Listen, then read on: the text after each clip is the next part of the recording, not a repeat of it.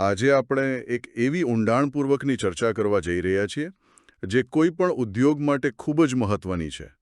કોઈ એક મોટું કારખાનું હોય જ્યાં બધા જ આધુનિક મશીનો હોય, હમ શ્રેષ્ઠ ગુણવત્તાનો કાચો માલ હાજર હોય અને કામદારો પણ પૂરી લગનથી પોતાનું કામ કરી રહ્યા હોય. હા બધું જ એકદમ પરફેક્ટ. બરાબર. પણ છતાં જો કંપનીને દર મહિને લાખો રૂપિયાનું નુકસાન થતું હોય અને કામ પૂરું થવામાં હંમેશા મોડું થતું હોય, તો તેનું કારણ શું હોઈ શકે? અરે આ તો બહુ મોટો કોયડો છે. હા, શું કોઈ મોટી મશીનરીની ખામી હશે? ના, કદાચ કારણ માત્ર એટલું જ હોય કે એક મશીનથી બીજા મશીન વચ્ચેનું અંતર 5 ડગલા વધારે છે. ઓ એટલે કે ગોઠવણામાં જ ભૂલ છે. બિલકુલ. અને આજે આપણે આ જ વાતના મૂળ સુધી જઈશું. ફેક્ટરીમાં મશીનો ક્યાં ગોઠવાયેલા છે તે કોઈ આડેધડ કે રેન્ડમ નિર્ણય નથી હોતો. સાચી વાત છે. આજની આપણી આ ચર્ચાનો વિષય છે પ્લાન્ટ લેઆઉટ, ઔદ્યોગિક કાર્યક્ષમતાની માર્ગદર્શિકા. આજના આપણા સોર્સ મટીરિયલમાં ડિપ્લોમા એન્જિનિયરિંગ કોલેજના એક ક્લાસરૂમની અદ્ભુત સ્લાઇડ ડેક છે. હા ઇન્ડસ્ટ્રીયલ એન્જિનિયરિંગ એન્ડ મેનેજમેન્ટ વિષયની આ સ્લાઇડ્સ ખરેખર માહિતીસભર છે. અને આ ચર્ચાનું આપણું મિશન એ સમજવાનું છે કે ફેક્ટરીઓમાં મશીનો અને જગ્યાની ગોઠવણ માત્ર કોઈ સામાન્ય પ્રક્રિયા નથી, પરંતુ તે સમય અને શ્રમ બચાવવાનું એક ચોક્કસ વિજ્ઞાન છે. આપણે ક્રમબદ્ધ રીતે આ સ્લાઇડ્સના કન્સેપ્ટને ડીકોડ કરીશું. જાણે કે આપણે ક્લાસરૂમમાં ડિપ્લોમા એન્જિનિયરિંગના વિદ્યાર્થીઓને ભણાવતા હોઈએ, બિલકુલ એ જ રીતે આપણે આખી પ્રક્રિયા સમજવાની છે. હા, તો ચાલો આ બાબતને વિગતવાર સમજીએ. હું સ્લાઇડ 1માં આપેલી વ્યાખ્યા પરથી શરૂઆત કરું છું. જી ચોક્કસ. તેમાં કહ્યું છે કે ઉદ્યોગમાં કાચા માલથી લઈને અંતિમ પ્રોડક્ટ સુધીની સફર માટે મશીનો, સાધનો અને પ્રક્રિયાઓની એવી ભૌતિક ગોઠવણ કે જેથી સમય અને પ્રવાહ એકદમ સરળ બને. એટલે આ એક આખી સફર છે. હા, તમે એક દૃશ્યમાન ઉદાહરણ તરીકે વિચારો. સ્લાઇડ 1ના ચિત્રમાં બતાવ્યા પ્રમાણે કેવી રીતે એક તરફથી કાચો માલ ફેક્ટરીના દરવાજેથી અંદર આવે છે. બરાબર. પછી તે કટિંગ, મિલિંગ, વેલ્ડિંગ અને એસેમ્બલી જેવા અલગ-અલગ તબક્કાઓમાંથી પસાર થાય છે. અને છેલ્લે ફિનિશ્ડ ગુડ્સ એટલે કે તૈયાર માલ તરીકે શિપિંગ માટે બહાર જાય છે. અને આખી પ્રક્રિયાના મુખ્ય ઉદ્દેશ્યો બહુ સ્પષ્ટ છે. મટીરિયલ હેન્ડલિંગ ઘટાડવું, જગ્યાનો મહત્તમ ઉપયોગ કરવો અને સલામતી સુનિશ્ચિત કરવી. એકદમ સાચું. જો રસ્તો યોગ્ય ન હોય તો બહુ સમય બગડે. અહીં સૌથી આકર્ષક બાબત એ છે કે સ્લાઇડ 2માં એક અદ્ભુત સમીકરણ આપેલું છે. અરે વાહ, કેવું સમીકરણ છે!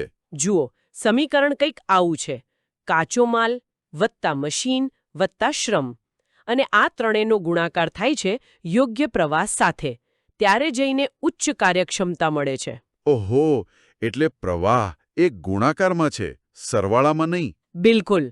આનો સીધો અર્થ એ થયો કે ભલે તમારી પાસે ગમે તેટલા સારા મજૂરો હોય કે કરોડોના મશીન હોય, જો પ્રવાસ શૂન્ય હશે તો આખું પરિણામ શૂન્ય થઈ જશે. આ સમીકરણ જોતા મને એક સરખામણી યાદ આવે છે.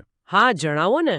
હા, આ બિલકુલ એવું લાગે છે કે કોઈ પાસે શ્રેષ્ઠ રસોઈની સામગ્રી એટલે કે કાચો માલ હોય અને દુનિયાના શ્રેષ્ઠ રસોઈયા એટલે કે શ્રમ હોય. પણ જો રસોડાની ગોઠવણ જ ખરાબ હોય તો રસોઈ બનાવવામાં બમણો સમય લાગશે, ખરું ને? ધારો કે ગેસ સ્ટવ એક ખૂણામાં હોય અને ફ્રિજ બીજા રૂમમાં હોય. હા સાચી વાત છે. શેફનો અડધો સમય તો માત્ર ચાલવામાં જ જતો રહેશે. અને કામ થવામાં મોડું થાય એ અલગ. એટલે જ યોગ્ય પ્લાન્ટ લેઆઉટ બહુ જરૂરી છે.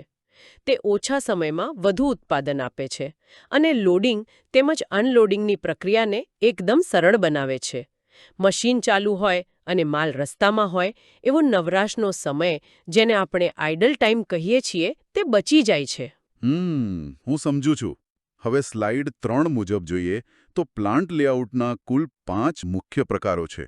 બરાબર, 5 પ્રકાર છે. અને દરેક પ્રકાર પ્રોડક્ટ અને મશીનની જરૂરિયાત મુજબ અલગ-અલગ હોય છે. પરંતુ સૌથી મોટી સરખામણી પહેલા 2 લેઆઉટ વચ્ચે થાય છે. હા, ઔદ્યોગિક જગતના 2 દિગ્ગજો, પ્રોડક્ટ લેઆઉટ અને પ્રોસેસ લેઆઉટ. તો પહેલા પ્રોડક્ટ લેઆઉટ વિશે વાત કરીએ. સ્લાઇડ 4માં આને બહુ સરસ રીતે સમજાવ્યું છે. તમે જુઓ, જો હું ડિપ્લોમાના ક્લાસમાં હોઉં તો હું વિદ્યાર્થીઓને એમ કહું કે આમાં પ્રોડક્ટ પર થતી પ્રક્રિયાઓના ક્રમ મુજબ મશીનો ગોઠવાયેલા હોય છે. એટલે કે એક સીધી લાઇનમાં. હા, ઉદાહરણ તરીકે પહેલા સ્ટોરમાંથી માલ નીકળ્યો, પછી સીધો મશીન એ પાસે ગયો જ્યાં કટિંગ થયું. ત્યાંથી બાજુમાં જ મશીન બી પાસે ડ્રિલિંગ થયું. ઓહ, એટલે માલને બીજે ક્યાંય દૂર જવાની જરૂર નથી પડતી. બિલકુલ નહીં. પછી મશીન સી પાસે પેકિંગ થાય અને તે સીધો ફાઇનલ સ્ટોરમાં પહોંચી જાય. આ એકદમ સીધો અને નદીના પ્રવાહ જેવો અવિરત રસ્તો છે. આ તો બહુ ઝડપી કહેવાય. હા, આમાં સેટઅપ સમય બહુ ઓછો લાગે છે કારણ કે મશીનો એક જ પ્રકારનું કામ કરવા માટે સેટ કરેલા હોય છે. પણ આની સામે પેલો બીજો પ્રકાર એટલે કે પ્રોસેસ લેઆઉટ કેવી રીતે અલગ છે? સ્લાઇડ 5માં તેના વિશે શું છે? પ્રોસેસ લેઆઉટ અલગ જ રીતે કામ કરે છે. આમાં પ્રક્રિયાના ક્રમ મુજબ મશીનો નથી ગોઠવાતા, પણ ઓપરેશન અને મશીનના કાર્ય મુજબ અલગ અલગ વિભાગો વહેંચાયેલા હોય છે. મતલબ કે બધા એક સરખા મશીનો એક જ જગ્યાએ હોય? હા, દાખલા તરીકે ફેક્ટરીમાં એક અલગ કટિંગ વિભાગ હશે જ્યાં બધી જ કરવતો અને કટિંગ મશીનો હશે, અને બીજો એક ડ્રિલિંગ વિભાગ હશે. આ સાંભળીને મને એક બહુ સચોટ સરખામણી મગજમાં આવે છે. કઈ સરખામણી? પ્રોડક્ટ લેઆઉટ એક લગ્નની બુફે લાઇન જેવું છે, જ્યાં તમે થાળી લઈને સીધા લાઇનમાં ચાલો છો અને બધું ક્રમમાં મળતું જાય છે. અરે વાહ, આ બહુ સરસ ઉદાહરણ છે. અને જ્યારે પ્રોસેસ લેઆઉટ એક મોટા ફૂડ કોર્ટ જેવું છે, જ્યાં તમે તમારી જરૂરિયાત મુજબ અલગ અલગ સ્ટોલ્સ પર જાઓ છો. પિઝા માટે અલગ કાઉન્ટર અને જ્યુસ માટે બીજું કોઈ કાઉન્ટર. બિલકુલ. અને ફૂડ કોર્ટમાં જેમ ટ્રાફિકને કંટ્રોલ કરવો અઘરો પડે છે, તેમ પ્રોસેસ લેઆઉટમાં પણ માલસામાનનો ટ્રાફિક મેનેજ કરવો એ મોટો પડકાર હોય છે. પણ એક મિનિટ સ્લાઇડ 8 જોતા એક વિચાર આવે છે. જો પ્રોડક્ટ લેઆઉટ આટલું ઝડપી અને સીધું છે, તો તેમાં એક મોટું જોખમ નથી લાગતું? કેવું જોખમ? મારો કહેવાનો અર્થ એ છે કે જો એ સીધી લાઇનમાં વચ્ચેનું કોઈ એક મશીન બગડી જાય, તો આખી લાઇન ત્યાં થંભી જશે ને? તમે બહુ સાચી વાત પકડી છે. જો ડ્રિલિંગ મશીન ખરાબ થઈ જાય, તો પાછળથી આવતો કાચો માલ ત્યાં જમા થવા લાગશે અને આગળનું પેકિંગ મશીન સાવ ખાલી બેસી રહેશે. આ તો એક પ્રકારની ડોમિનો ઇફેક્ટ થઈ ગઈ. હા, અને સ્લાઇડ 7, 8 અને 9માં આ જ તફાવત બહુ ઊંડાણપૂર્વક સમજાવ્યો છે. પ્રોડક્ટ લેઆઉટમાં ખરેખર ડોમિનો ઇફેક્ટ થાય છે. એક મશીન બંધ એટલે આખી લાઇન બંધ. ઓહ, આ તો બહુ મોટું નુકસાન કહેવાય. પણ પ્રોસેસ લેઆઉટમાં આવું નથી થતું, કારણ કે ત્યાં એક જ વિભાગમાં એકથી વધુ સમાન મશીનો હોય છે. જો એક કટિંગ મશીન બગડે તો કામ તરત જ બીજા મશીન પર ટ્રાન્સફર કરી શકાય છે. એટલે માત્ર એક જ પ્રક્રિયાને અસર થાય છે, આખી ફેક્ટરી બંધ નથી થતી. આ તફાવત બહુ રસપ્રદ છે. બીજો બંનેમાં કોઈ મોટો ફરક ખરો? હા, પ્રોડક્ટ લેઆઉટમાં મશીનનો ઉપયોગ વધુ થાય છે, પરંતુ ફ્લેક્સિબિલિટી એટલે કે લવચીકતા ઓછી હોય છે. તમે રાતોરાત પ્રોડક્ટની ડિઝાઇન ન બદલી શકો. એ વાત સાચી.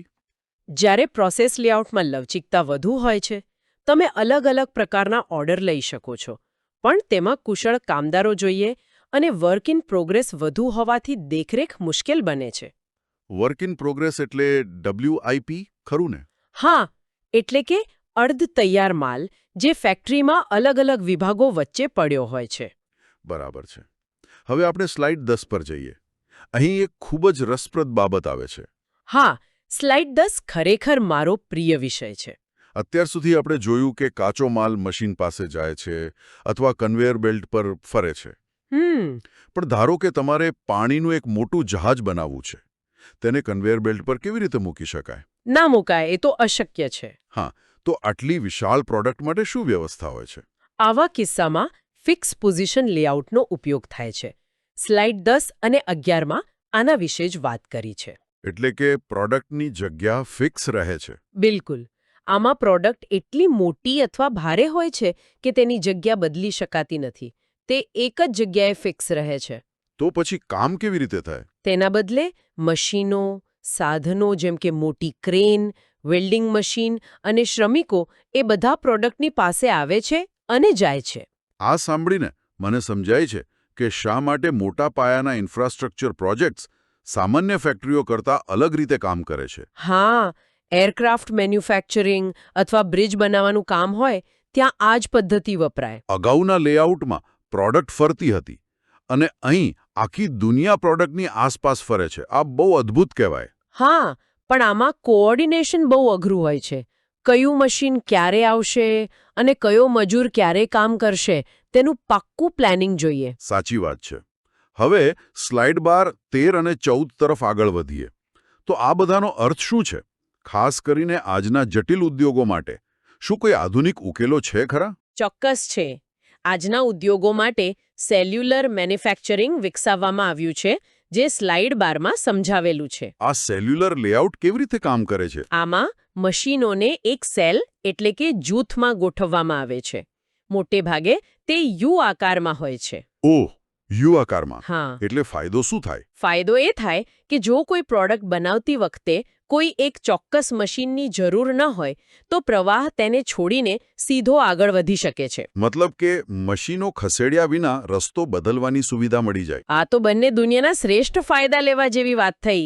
ઝડપ પણ મળે અને લવચિકતા પણ મળે. બિલકુલ. જો હું ડિપ્લોમાના વિદ્યાર્થીઓને સમજાવું તો એમ કહીશ કે આ એક મિની ફેક્ટરી જેવું છે, જ્યાં બધું જ હાથવગું હોય છે. બહુ સરસ કન્સેપ્ટ છે. ત્યારબાદ સ્લાઇડ 13માં કમ્બાઇન્ડ ઓરિએન્ટેશન વિશે વાત કરી છે, જે 2 કે તેથી વધુ લેઆઉટ પદ્ધતિઓનું મિશ્રણ છે. એટલે કે કોઈ એક જ પદ્ધતિ પર આધાર રાખવાને બદલે મિક્સ લેઆઉટ વાપરવો. હા, વાસ્તવિક ઉદ્યોગોમાં આ જ સૌથી વધુ વપરાતો લેઆઉટ છે, કારણ કે તે પરિચિત અને અપરિચિત બંને પ્રકારની પ્રોડક્ટ્સ માટે ઉપયોગી છે. એટલે કે કારખાનામાં અમુક જગ્યાએ પ્રોસેસ લેઆઉટ ચાલતો હોય અને છેલ્લે મેઇન એસેમ્બલી માટે પ્રોડક્ટ લેઆઉટ હોય. હા, બિલકુલ એવું જ. હવે જો આપણે આને મોટા સંદર્ભમાં જોઈએ તો સ્લાઇડ 14માં એક સરખામણી મેટ્રિક્સ આપેલું છે. આ મેટ્રિક્સ ખરેખર આખી ચર્ચાનો સારાંશ આપી દેશે. હા, હું તેનો ટૂંકમાં સારાંશ આપું. જુઓ, જો ઉચ્ચ માત્રા હોય અને સીધો પ્રવાહ જોઈતો હોય તો આંખ બંધ કરીને પ્રોડક્ટ લેઆઉટ પસંદ કરવો. બરાબર. જો પ્રોડક્ટમાં વિવિધ પ્રકારો હોય અને જટિલ પ્રવાહ હોય તો પ્રોસેસ લેઆઉટ કામ લાગે. જો પ્રોડક્ટનું કદ ખૂબ મોટું કે ભારે હોય તો ફિક્સ્ડ લેઆઉટ જ એકમાત્ર રસ્તો છે. અને છેલ્લે જો વચ્ચેનો રસ્તો જોઈતો હોય તો જો મધ્યમ માત્રા હોય અને થોડી લવચિકતા જોઈતી હોય તો સેલ્યુલર લેઆઉટ સૌથી બેસ્ટ છે. અરે વાહ, આ નિયમો ખરેખર બધું જ સ્પષ્ટ કરી દે છે. હવે આપણે સ્લાઇડ 15 પર આવીએ, જે આખી ચર્ચાનો નિષ્કર્ષ છે. હા, આ અંતિમ સારાંશ છે. આટલી ચર્ચા પરથી મને એક વાત સ્પષ્ટ સમજાય છે કે પ્લાન્ટ લેઆઉટ એ માત્ર ફેક્ટરીમાં મશીનોની ભૌતિક ગોઠવણ નથી. બિલકુલ નહીં. તે સમય અને શ્રમ બચાવવાનું વિજ્ઞાન છે. હા, એક સાચો નિર્ણય કંપનીના નફાને ક્યાંથી ક્યાં પહોંચાડી શકે છે. યોગ્ય લેઆઉટની પસંદગી પ્રોડક્ટની માંગ, કદ અને ઓપરેશન્સના આધારે થાય છે, જે સીધી રીતે ઇન્ડસ્ટ્રીની ઉત્પાદકતામાં વધારો કરે છે. ખરેખર આ માહિતી કોઈપણ એન્જિનિયર માટે પાયાની જરૂરિયાત છે.